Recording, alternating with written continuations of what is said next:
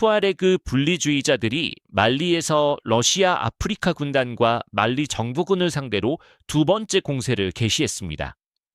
그들은 매우 신속하게 키달 지역의 아네피스 군사기지를 완전히 포위하고 봉쇄하여 그곳에 주둔 중이던 러시아 아프리카 군단과 말리 정부군을 고립시켰습니다.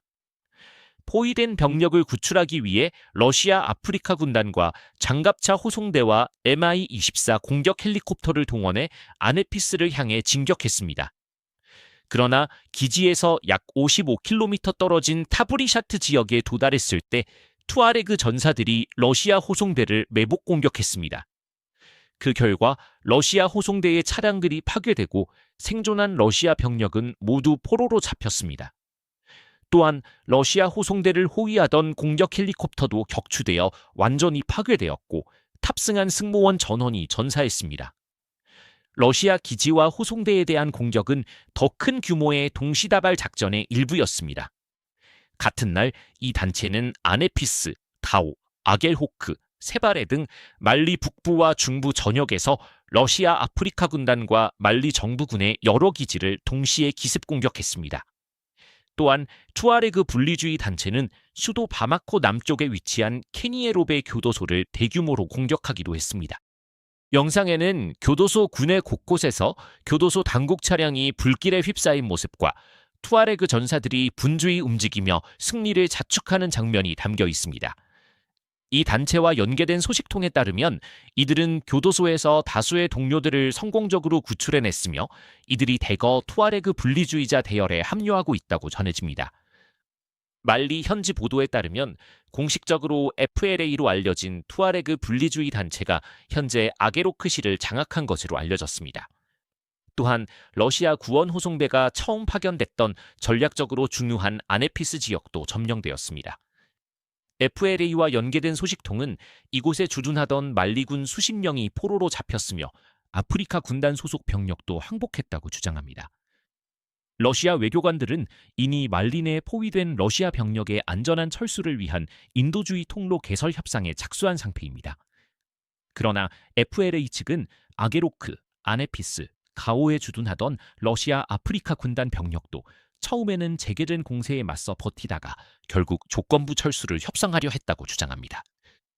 특히 지난 4월 첫 투아레그 공세 당시에도 비슷한 상황이 벌어져 러시아군이 FLA와의 중재 합의를 통해 철수할 수밖에 없었고 수많은 영상에서 러시아군이 도망치는 모습과 그들의 군사정권 동맹이 현장에 남겨지는 장면이 포착된 바 있습니다. 한편 러시아군이 지속적인 압박을 받을 때 동맹을 갑작스럽게 버리고 철수하는 패턴을 반복적으로 보여주면서 전선에 배치된 많은 말리군 병사들이 투아레그 전사들에게 항복하고 있습니다.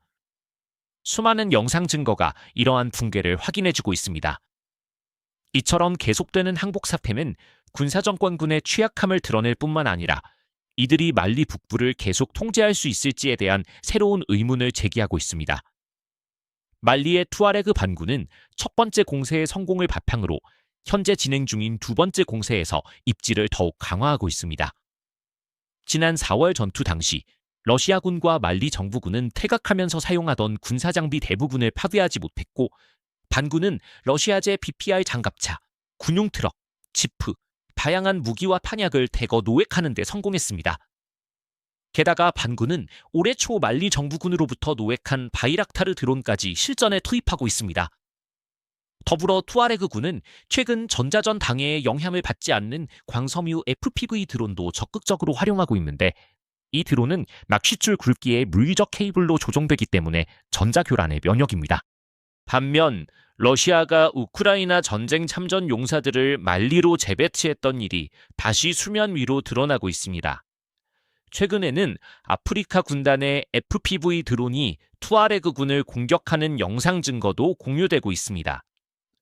이처럼 경험이 풍부한 운용자들의 존재는 말리 내 러시아군의 역량을 크게 강화시켰으며 투아레그 연합의 실질적인 위협을 가하는 동시에 해외에서 러시아가 받는 압박이 우크라이나 내 전력 약화로 이어지고 있음을 보여줍니다. 왜냐하면 이 병사들이 최전선에서 직접 재배치된 인력이기 때문입니다. 전반적으로 두 번째 투아레그 공세는 말리 전장 내 세력 균형에 중대한 변화를 시사합니다.